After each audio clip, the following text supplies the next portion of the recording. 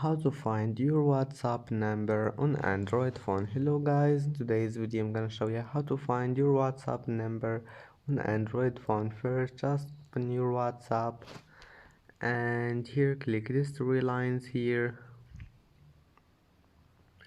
and then click settings, and now just click here. Now click here on your account here, this one. Just click on it and you will find your number, and that's it. It's easy, and that's it for today's video. If you like this video, please don't forget to like and don't forget to subscribe, and thank you for watching this video until the end, and see you in the next video.